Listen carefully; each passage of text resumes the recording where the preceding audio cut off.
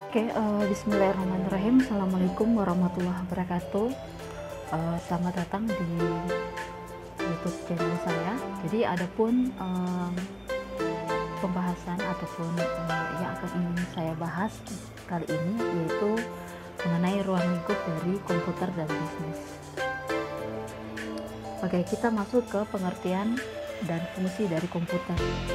Komputer adalah sebuah perangkat yang digunakan untuk mengolah suatu data dan kemudian dapat disimpan ke dalam perangkat penyimpanan yang terdapat di dalam komputer. Ini akan mempermudah penggunanya dalam mengumpulkan data dan menyimpannya dalam komputer tersebut. Jadi kalau komputer ini seperti teman-teman ketahui adalah perangkat lunak ya, perangkat kalau bentuk komputernya berarti hard ya. Perangkat yang digunakan untuk mengolah data yang ketika kita input itu kemudian ada proses untuk mengolah, dan hal ini kita menulis ataupun mengetik dan sebagainya, kemudian dapat disimpan. Itu memudahkan para pengguna untuk melihat kembali. Kemudian komputer adalah perangkat elektronik yang memanipulasi informasi atau data. Ini memiliki kemampuan untuk menyimpan, mengambil dan memproses data.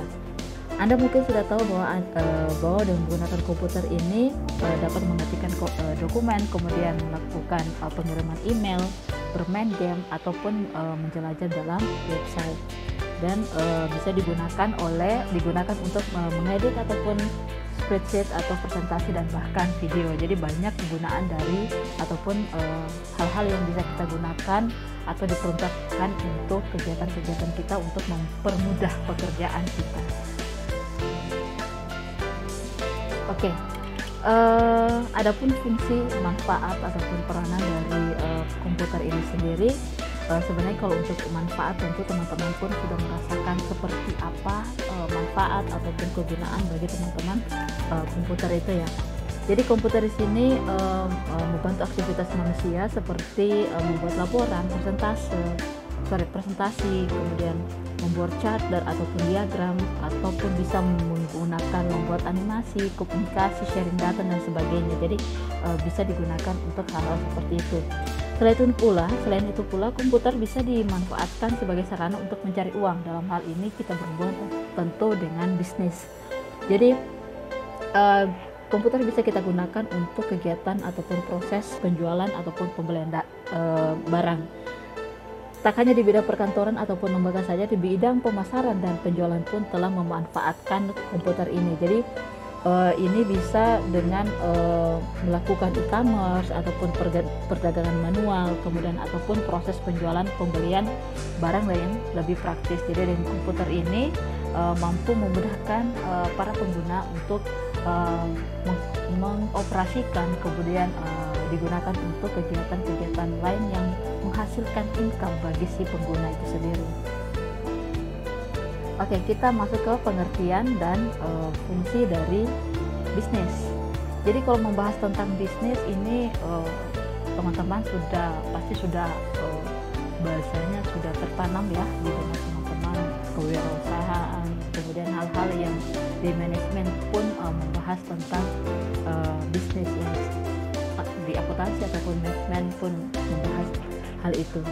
Jadi kalau untuk tentang pengertian di sini, bisnis adalah suatu kegiatan dilakukan oleh perorangan ataupun organisasi yang melibatkan aktivitas produksi di mana penjualan ataupun pertukaran barang ataupun jasa dengan tujuan untuk mendapatkan keuangan ataupun laba. Jadi bisnis ini adalah suatu kegiatan yang bisa dilakukan oleh perorangan ataupun sebuah organisasi di mana tentu aktivitasnya ini berhubungan dengan produk ataupun jasa, kemudian diharapkan mendapatkan suatu keuntungan ataupun laba ataupun menambah income dari si pengguna bisnis ini sendiri.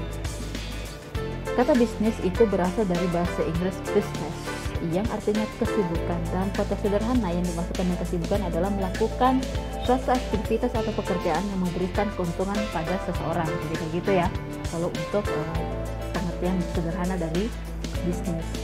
Penggunaan kata bisnis dapat dibedakan menjadi 3 tergantung dari skopnya. Dia merujuk pada yang pertama adalah badan usaha, yang kedua adalah sektor pasar, itu sendiri. Kemudian yang ketiga adalah seluruh aktivitas pada komunitas produsen barang ataupun jasa. Jadi semua kalau membahas tentang bisnis itu sesuatu hal yang universal, siapapun bisa melakukan, baik itu bisnis kecil ataupun sampai bisnis yang menghasilkan income yang cukup besar, dan skupnya tentu lebih besar lagi daripada bisnis misalnya kecil yang online ataupun yang penjualan baju online. Itu kan masih kebanyakan masih kecil lah jenis skupnya. Kemudian semua kegiatan bisnis itu memiliki fungsi untuk membuat sesuatu yang awalnya kurang bernilai menjadi sesuatu yang bernilai tinggi dan dapat memenuhi kebutuhan masyarakat setelah diolah. Jadi di dalam proses bisnis ini ada input, proses, kemudian output. Input ini adalah dari bahan mentah, kemudian diproses melalui proses sehingga menghasilkan sebuah output yang memiliki nilai dan memiliki nilai yang tinggi dan diharapkan mampu untuk memenuhi kebutuhan konsumen ataupun masyarakat.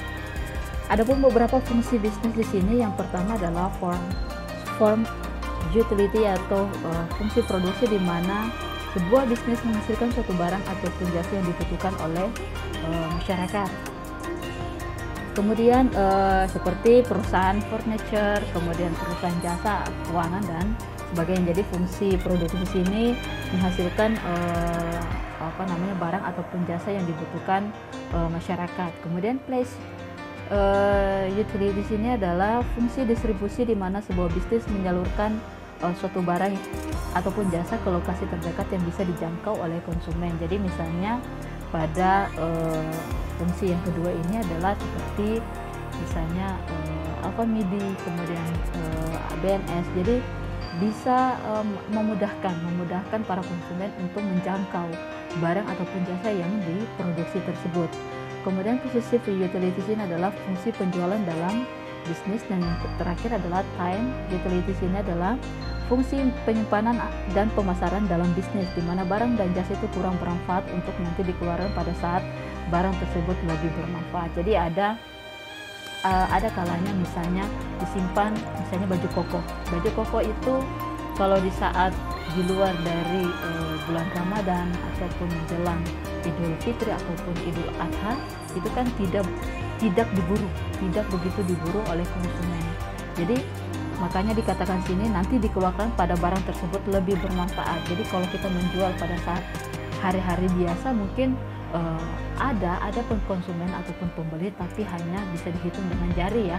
Tetapi ketika barang tersebut dikeluarkan pada saat yang tepat sesuai dengan momen, seperti baju koko, kemudian mukena itu di saat bulan suci Ramadan ataupun pada saat mendekati